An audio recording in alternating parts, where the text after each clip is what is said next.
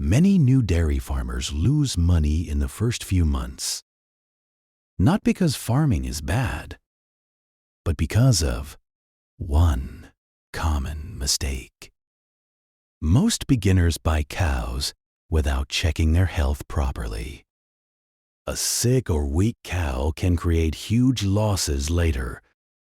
Another mistake is poor feeding. Without balanced nutrition, milk production drops quickly.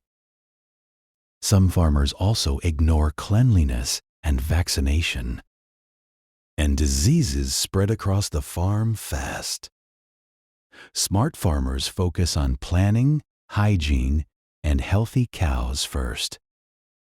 Remember, success in dairy farming starts with smart decisions. Follow Mike Cow Farming Tips for daily farming knowledge and smart dairy tips. And comment below, what do you think is the biggest mistake in dairy farming?